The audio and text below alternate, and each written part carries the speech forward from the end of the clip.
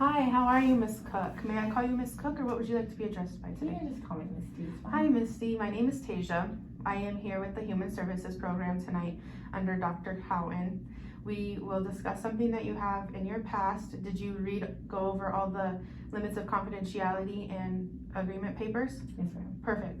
So you know that we'll be meeting here on Monday or Wednesday nights, and we'll be discussing for about 10 minutes. Okay. Okay, let's go ahead and get started.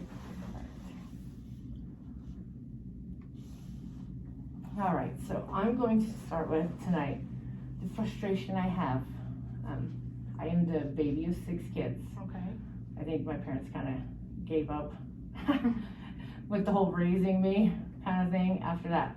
But I have a sister, love her to death, but she's very narcissistic.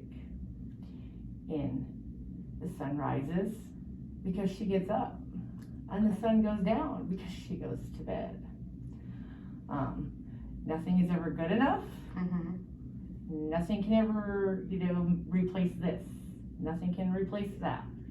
Now, she lost her husband when she was 5 months pregnant, and I know that that was a traumatic experience for her. And she did the best she could with what she knew at the time because she was pretty young. But she has been to the psych ward several times. When my nieces and nephews were young, a lot of the times.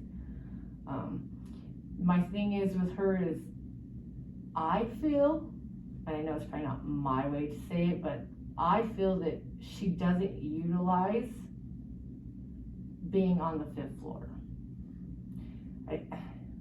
She doesn't talk to them like she should. So you feel like she doesn't take the skills and tools that are provided for her and use them when they're up there? Yes, and she's been up there a number of times in the last 30 years. So she's been up there on 72-hour holds where the cops have taken her because, she's threatening to kill herself, or she's going to do this, or she's going to, harm herself or somebody else or whatever. So in that 72 hours, I know it's more about them fixing her meds because either she's not on them or she's drinking while she's on them, so it's counteracting the medication they're trying to give her, and I understand that. Mm-hmm. She doesn't understand that.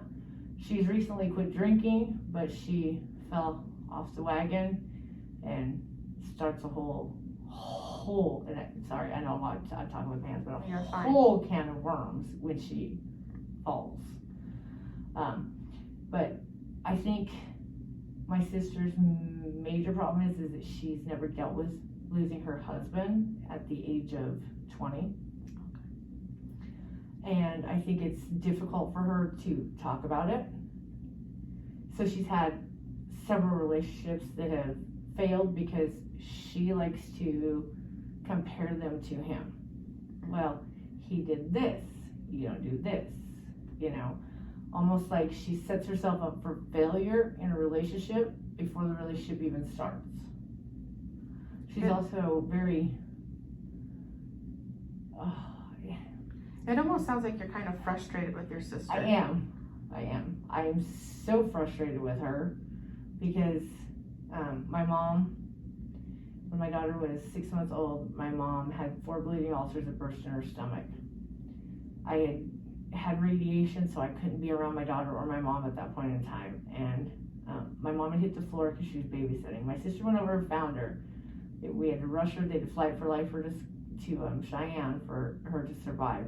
Gave her a blood transfusion, all sorts of stuff. And the day, they released me to go spend 7 days in the hospital with my mom. Mm-hmm. I could be around her, but I still couldn't be around my daughter because of the radiation. So I opted to go and spend 7 days in the hospital in Cheyenne with my mom because my sister wouldn't do it. Mm-hmm. Because I have kids, I can't, there's always an excuse why she couldn't do something, never a reason why she could do something. She's always looking at the negative side of everything. Sounds like you think your sister puts herself first before she'll put her family or others first. She does. That's not even a lie. The day my mom was released from the hospital to come home, everything was okay, and I'll be I'll be damned if she didn't make sure that she did something stupid to get herself put on the 5th floor, so then everybody's worried about her and not worried about my mom anymore. So all attention needs to be on your sister at all times. She's very narcissistic in that way that, like I said, if the sun's not going to come up if she don't get out of bed. The sun's not going to go down if she doesn't go to bed. Mm-hmm. Like, and I've tried to explain that to her in the nicest way I can, you know, but it's harder on me because my mom lives with me, or our mom lives with me, and we lost my brother 21 years ago in August. So it's hard on me because he was like the glue that he could deal with all that drama and it not bother him, where I'm like, you need to go that way with that because I don't want to deal with it. Yeah. And it's not that I haven't tried to help her and tried to help her see a different side, but she did, you know. It's almost like you've tried everything and you don't know what else to try anymore. Yeah, and I mean, it's hard because she is my sister and my mom lives with me, so I mean, to the point where I'm like, you can come visit mom, I just want to be home when you're there. Because I don't want to hear your drama, I don't want to be pulled into it. You know, I've blocked her on Facebook, I've blocked her on messaging, I've blocked her phone number, you know, I mean, it's gotten to that point where she's making me sick physically and mentally with her emotional outbursts constantly. Like you want the toxic stuff out of your life. Yeah. And you want only positive things right now. Yeah. And she doesn't get that because she can't see the positive in anything. Mm-hmm. And I mean, nothing. You know, she could win $1 million tomorrow and it still wouldn't be good enough because it was only $1 million. Why didn't I get 2? Why didn't I get 10? And why are you taking that much for taxes? Now you have $1 million. I mean, there would be something negative. There's no positive in her life. Because she chooses not to see the positive is how I try to look at it. Is yes, she lost her husband. Yes, we lost our brother. Yes, we've had a lot of negative things happen, but she lives in the past. And until she starts to deal with that, even through therapy, and that's what I'm saying, like with her therapist, she doesn't tell them. She tells them what they want to hear, and then she goes home. So to me, she's not utilizing the service that she's, you know, that is being provided to her, you know. If the therapist isn't telling her what she wants to hear, then she don't want to go. She'll throw a fit and find a different therapist until she can find one that'll agree with her, you know. And I'm like, that's not what they're there for. They're trying to help you be a better person. I said, but you have to use what they're giving you. Use the tools and the And resources. And she won't, you know, and she won't, you know, and her kids, you know, I mean, there's times where they want nothing to do with her, and then other times they want to, you know, be around her. But it's almost, I think they almost do it out of guilt because their dad's not there no more, you know. And it's their mom. And it's their mom, you know, but, I mean, my niece calls me up all the time. She's like, I just can't deal with it anymore. It's too dramatic.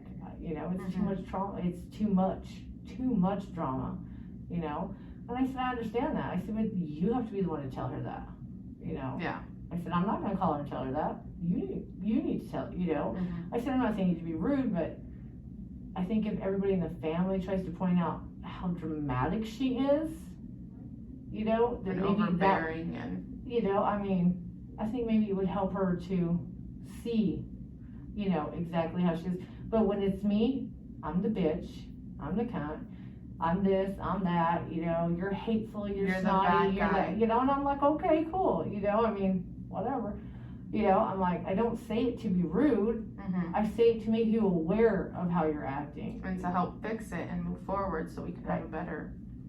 But she's stuck, you know.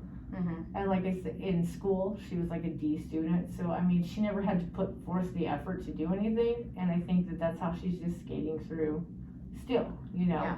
And I don't mean it in a rude way because I love her. I just don't have to talk to her, you know. We don't live in the same house. I don't have to speak to her. And I choose not to because when I do, it's like she's a vampire and sucks all my energy. And it's not okay. It's not fair to you either because No. you're feeling or it seems like you're getting very pulled down when you're around her, and you don't want to live in the past, and you don't want all that negative stuff. You try and look for the positive in your life and the positive in your future and the positive in every situation. I try. Yeah. She makes it hard. Like I said, I mean, if you got $1 million tomorrow, would you be happy or would you be mad about it? Yeah. Like, and I just think that people that can find a reason to be miserable, and they can just be miserable on their own. Yeah. Like, can we put them on an island somewhere? Yeah. You all can go have misery together. There you go. You know what I mean? That's how I feel, and I don't mean it in a rude way. I just I don't want her around my kids. We are ending the nearing of our session. Is there any last comments you would like to talk about? No. Okay, well, thank you for sitting with me today. We will meet again next week on Monday or Wednesday. We'll get that date for you. And about the same time up here in the library. Is there any questions or comments I can take from you today? No, I don't think so. Okay.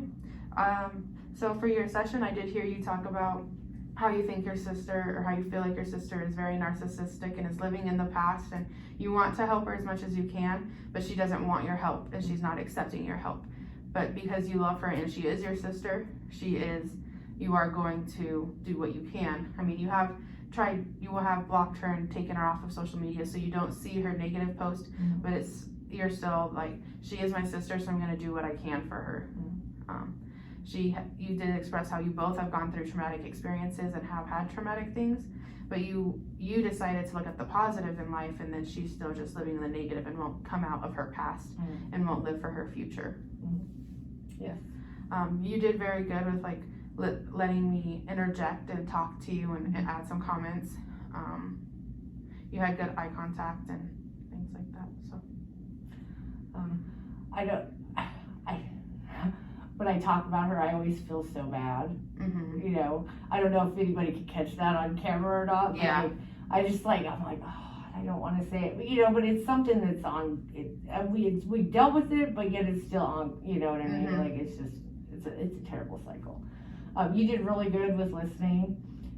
You did fidget a little bit, but I did the same thing with my hands. But when you caught it, you stopped just like I did. So, you did really great with the listening and trying to help, to come up with a solution to the problem.